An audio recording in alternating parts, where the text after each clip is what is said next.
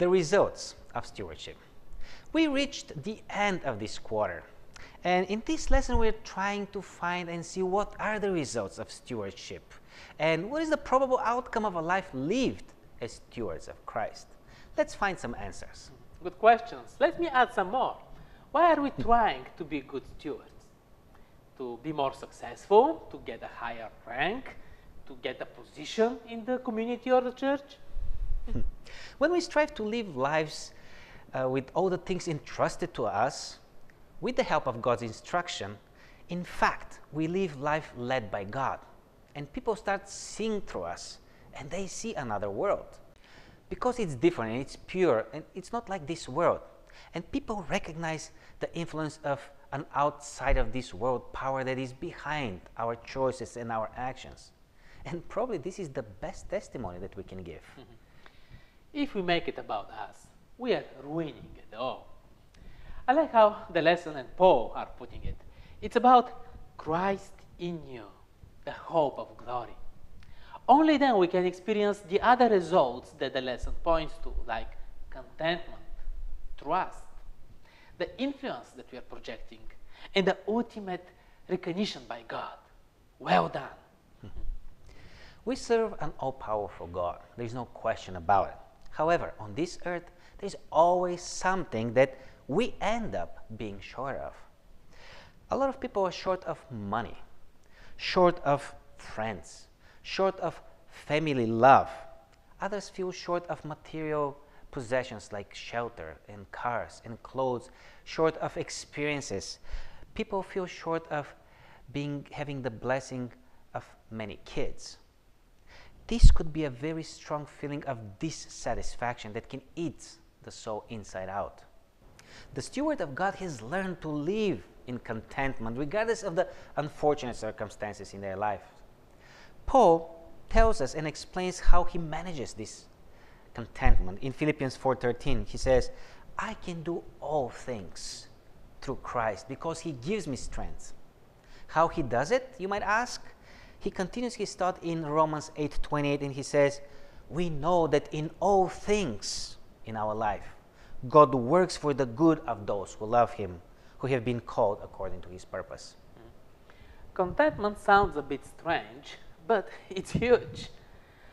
My state of mind, my happiness, my success, my security and well-being, they don't depend on what I have or don't have. I don't depend on circumstances or on possessions. I mean, this is great freedom. This is contentment, and it's the result of good stewardship, as you have studied for the last 3 months.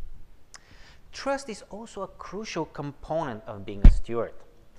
Having in mind what we have learned in the previous lessons, that we manage what is his, we better know what is his recommendation and what is his advice.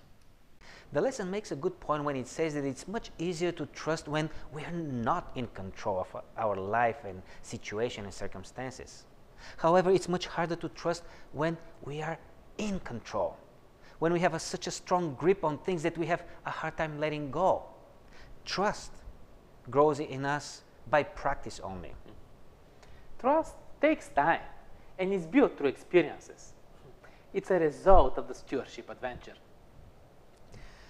Our stewardship is on display, writes the author of the lesson. How we live and manage God's possessions reflects a message which either reveals a clear picture of God's kingdom or not. For you were once darkness, but now you are light in the Lord. This is something visible, and people are observing.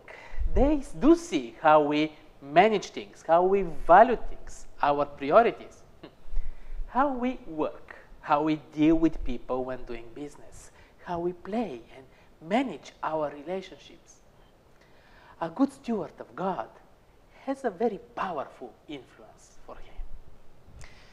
My last words for this quarter, it's how you live that determines and describes stewardship. We all have different aspirations and wants and desires. We can be ourselves, but somehow with God's mentorship we become his representatives when we are his stewards.